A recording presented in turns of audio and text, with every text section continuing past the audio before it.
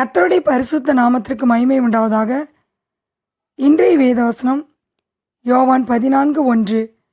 உங்கள் இருதயம் கலங்காதிருப்பதாக. தேவனிடத்தில் விசுவாசமாயிருங்கள், என்னிடத்திலும் விசுவாசமாயிருங்கள். நாம் தேவனிடத்தில் விசுவாசமாய் இருக்கும்போது நம்முடைய இருதயம் கலங்காமல் இருக்கும். அவர் நம்முடைய வாழ்க்கையில் பெரிய காரியங்களை செய்கிறவராயிருக்கிறார். யோவான் 13:21-38 வாசிக்கிறோம். இயேசு ஆவியிலே கலங்கி, உங்களில் ஒருவன் என்னை காட்டிக் கொடுப்பான் என்று சொன்னார். தமது பிரதான சீசனாகிய பேதுரு தம்மை 3 முறை மறுதலிப்பான் என்றும் சொல்லியிருந்தார். இதை கேட்ட சீசருடைய இருதயம் கலங்கினது. இயேசு அவர்களை பார்த்து, உங்கள் இருதயம் கலங்காதிருப்பதாக. தேவனிடத்தில் விசுவாசமாயிருங்கள், என்னிடத்தில் விசுவாசமாயிருங்கள் என்றார். நாம் தேவனிடத்தில் விசுவாசமாயிருப்பதும் கிறிஸ்துவனிடத்தில் விசுவாசமாயிருப்பதும் ஒன்றாகவே இருக்கும். நம்முடைய உள்ளம் பிரச்சனைகளை பார்த்து கலங்க வேண்டியதில்லை.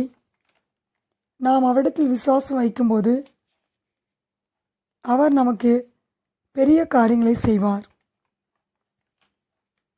யோபு 4:5 வாசிக்கிறோம். துன்பம் உமக்கு நேரிட்டபடினால் ஆயாசப்படுகிறீர், அது உம்மை தொட்டதினால் கலங்குகிறீர். யோபு 15:12 வாசிக்கிறோம். உம்முடைய இருதயம் உம்மை எங்கே கொண்டு போகிறது என்று. யோபுவின் துன்பம் யோபுவை கலங்க பண்ணினது. யோபனுடைய இருதயத்தை கலக்கத்துக்குள்ளே, பயத்துக்குள்ளே கொண்டு போனது. யோபு கர்த்தரிடத்திலே விசுவாசம் வைத்தபடியால் இழந்ததை திரும்ப இரட்டிப்பாக பெற்றுக்கொண்டார்.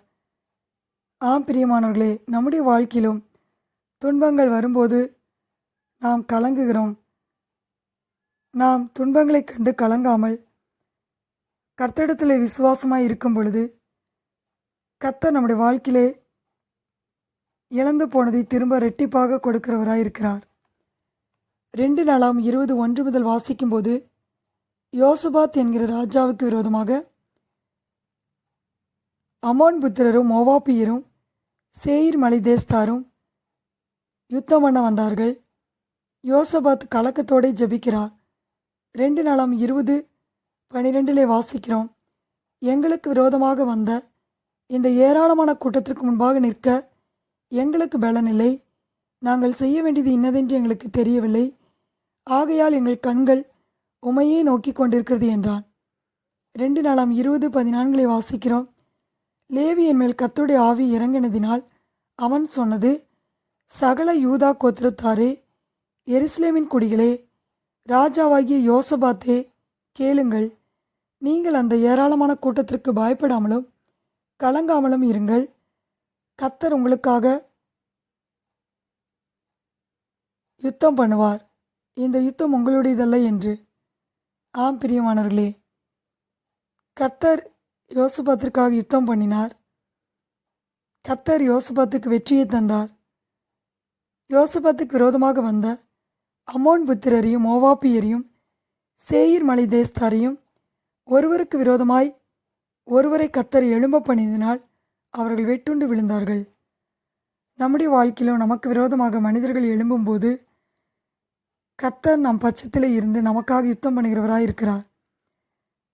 கர்த்தர் நம்முடைய வாழ்க்கையிலே வெற்றியை தருகிறவராய் இருக்கிறார். நாம் சூழ்நிலை நிமித்தமாக, பிரச்சனை நிமித்தமாக நம்முடைய இருதயம் கலங்க வேண்டியதில்லை. நாம் அவரிடத்தில் விசுவாசமாய் இருக்கும் பொழுது அவர் நமக்கு வெற்றியை தருகிறவராய் இருக்கிறார்.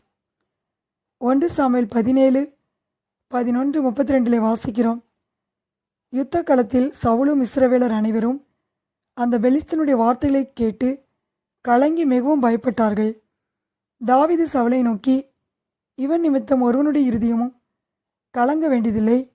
உம்முடைய அடியான் ஆகிய நான் போய் இந்த பெலிஸ்தனோட யுத்தம் பண்ணுவேன் என்றான்.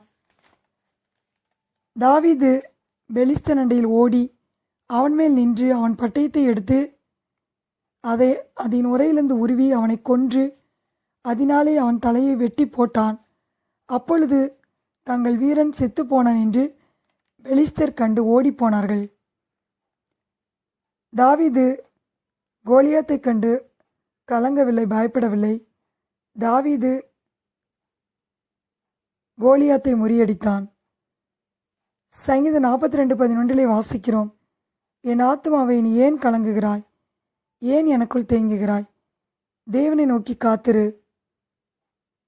ஆம் பிரியமானவர்களே, நம்முடைய வாழ்க்கையிலே பிரச்சனைகளும் போராட்டங்களும் நம்மை கலங்க பண்ணும்போது நாம் அவரை நோக்கி காத்திருக்க வேண்டும். அவரிடத்திலிருந்து நமக்கு ரட்சிப்பு வரும், விடுதலை வரும். கர்த்தர் நம்முடைய வாழ்க்கையிலே அற்புதங்களை செய்கிறவராய் இருக்கிறார். யோவான் 14:1 வாசிக்கிறோம், உங்கள் இருதயம் கலங்காதிருப்பதாக தேவனிடத்தில் விசுவாசமாயிருங்கள், என்னிடத்தில் விசுவாசமாயிருங்கள். கர்த்தர் தாமே இந்த வார்த்தையை ஆசீர்வதிப்பாராக. ஆமென்.